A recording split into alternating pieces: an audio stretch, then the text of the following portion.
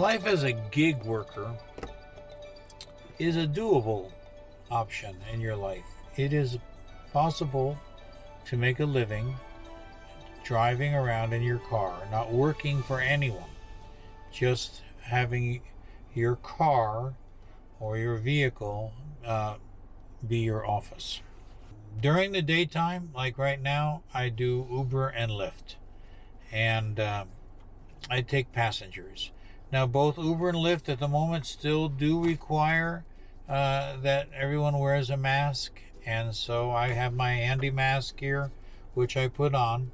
Even though I have been vaccinated, you can become an Uber driver or a Lyft driver or a gig worker and completely maintain your family and yourself if you want to. So this is a channel where I'm going to show you what it's like to do gig work in Uber, Lyft, not just for Uber and Lyft, but for Grubhub and other food delivery services, because that's what I'm doing. And you'll see what it's like as I drive around and learn what it's like from the perspective of the driver that drives around and makes a living in his car. So that's what we're going to do. Now, right now I'm at the airport. This is the Rick Husband International Airport in Amarillo, Texas.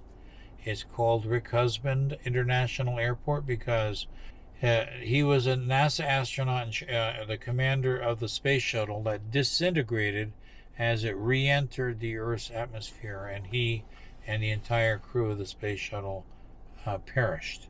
And so they named the airport after him, the Rick Husband International Airport. My fellow Americans, this day has brought terrible news and great sadness to our country. At 9 o'clock this morning, Mission Control in Houston lost contact with our space shuttle Columbia. A short time later, debris was seen falling from the skies above Texas. The Columbia is lost. There are no survivors. On board was a crew of 7. Colonel Rick Husband, Lieutenant Colonel Michael Anderson, Commander Laurel Clark, Captain David Brown, Commander William McCool, Dr. Kulpna Shavla, and Ilan Ramon, a colonel in the Israeli Air Force. I'm sitting here in the parking lot. If you want to catch a ride from incoming passengers, that you have to come to this parking lot. Both Uber and Lyft have tagged this. You tag you with GPS, and now my Uber app says that I'm waiting in queue for a passenger, and Lyft says also I'm in airport queue and I'm at the front of the queue. Well, the reason it says I'm at the front of the queue is there are no flights coming in and there's no drivers here at this moment, although sometimes there's 8 or 10 drivers sitting around here. So I'm just going to look over here if I can, and so now I can see what the arrivals are, and it says that 11:14 has already arrived. Well, now it's 12:40. That's gone. Then there was a flight coming in at 11:49, which was delayed until 1:59, which is in about 20 minutes. There's another flight coming in at 1:41. Now, I'm not going to wait around for that. Here in Amarillo, this airspace here is a C-class airspace. This is not one of the major airport hubs in the country like Dallas or St. Louis or JFK or LAX, or that kind of thing. It's a smaller airport with fewer incoming flights and outgoing flights on a daily basis. So I have many times picked up people. I just dropped off a lady here at the airport. That's why I'm here. And then I went to go set up my camera equipment here in the parking lot. And now I'll be heading out because there's not going to be much point in waiting all that time when I could probably get a ride in town. On my phone here, let me show you what's going on here. This is my Samsung Galaxy phone. Over here is my built-in navigation. This is a Hyundai Santa Fe, this vehicle. And the phone is plugged into the car, and the navigation system is actually coming from the phone. So when I get a ride, then it will automatically send the navigation to the navigation screen on the car. I have Lyft. Here's Lyft, and if I double tap this, then here's Uber. So I have to just double tap. I can go back and forth, and both these apps are running. Now when I leave the parking lot, I'll leave the airport queue. It says I'm in the airport queue right now. First come, first serve. I'm front of the queue. But if you can look around, this parking lot here, which is the Uber Lyft waiting area, is completely empty. It's not worth waiting here. So we'll head out. And now I'm leaving the parking lot.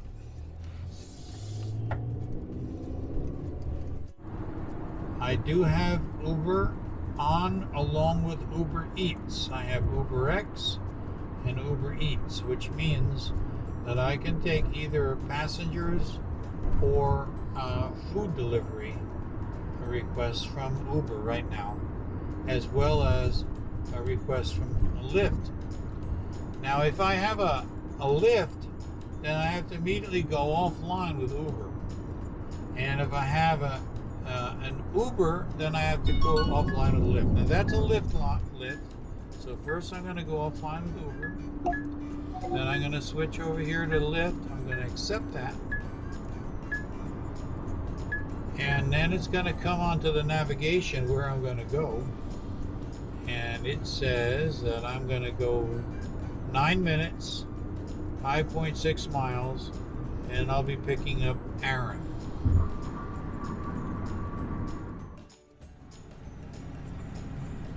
I just dropped off my Lyft passenger, and then I went online with Uber again. So now I have both Uber and Lyft running again simultaneously. At least around here, sometimes you get back-to-back rides, sometimes not. Sometimes there are slow periods. Usually in the afternoon there's a slow period for me, so I am often not working between 2 and 5 or 5:30. I don't work during those periods because there tends to be fewer rides, and I just want a break.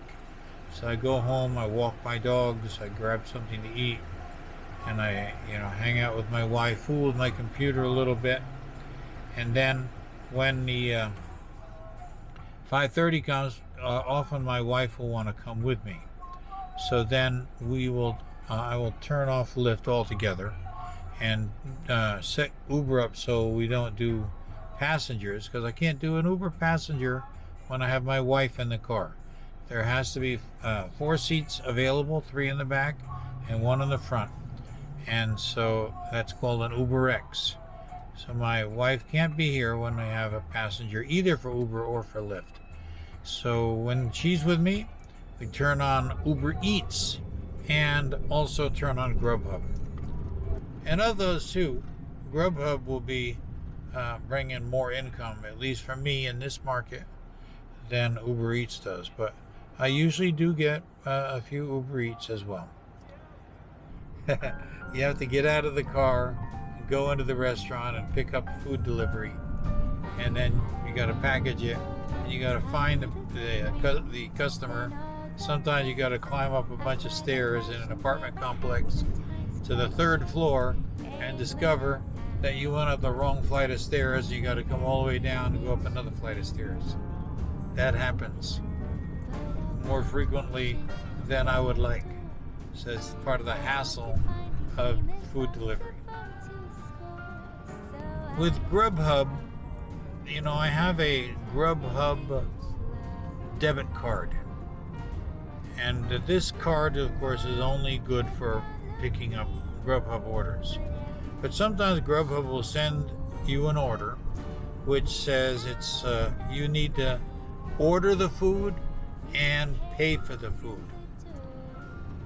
And often I will refuse those orders. I will not accept that. I don't like to have to make, depending on the restaurant. Some restaurants are worse than others. Some are easy. Like if I have to make an order and then pay for it at a place like Wendy's, well, that's pretty easy to do.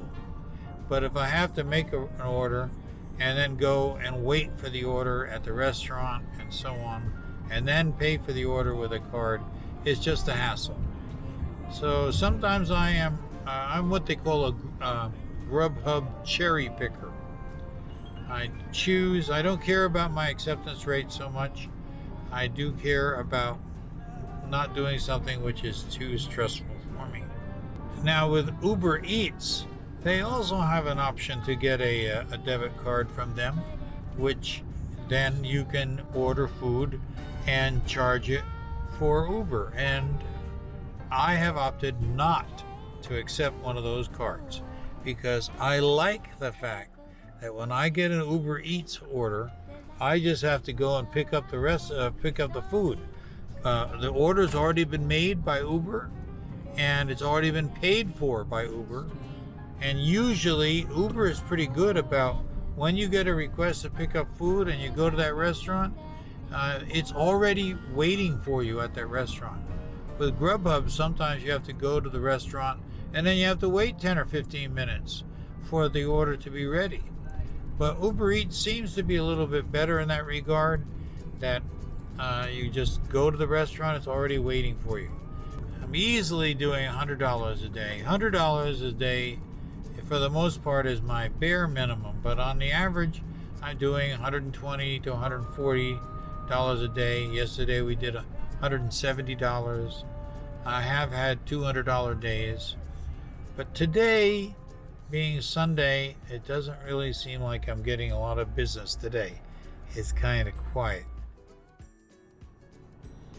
Keep your car clean. Join a car wash place. Spend a monthly fee and get your car washed every day if you want. By spending a monthly fee for some of these car wash places, have things you can sign up for monthly place. Now this is, I'll take one, thank you. Let me get you checked in, hon. I check my license plate and see that I'm registered, and then let me in there. Uh-oh. I have a Lyft. I have to go. I can't stay. I just got some business. I'm sorry. Oh, okay. You're good.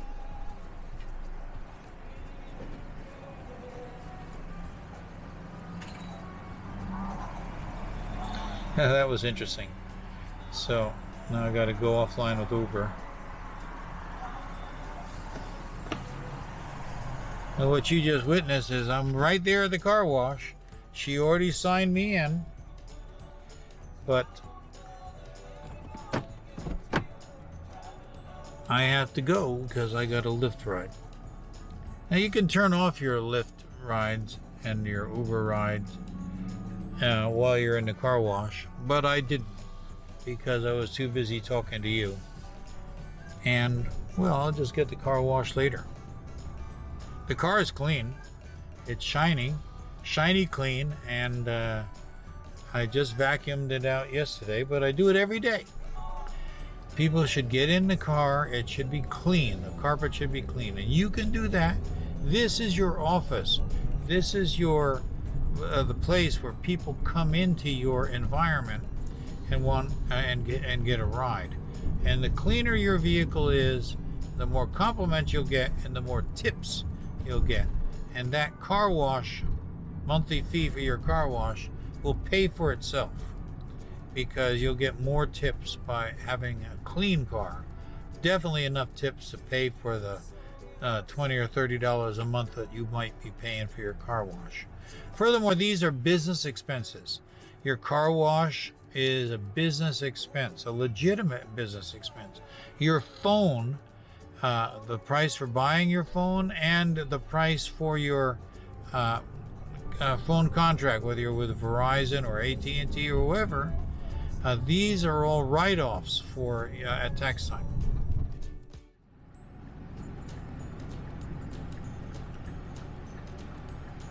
I finally made it back to the car wash.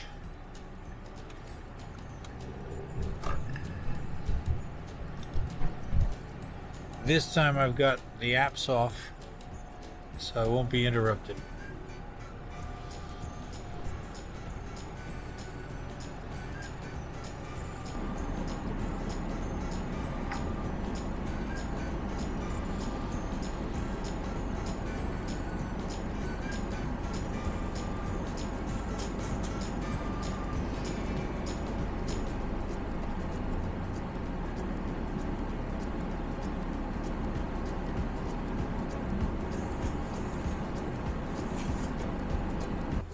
This is the fun part of the day. Just go through the car wash.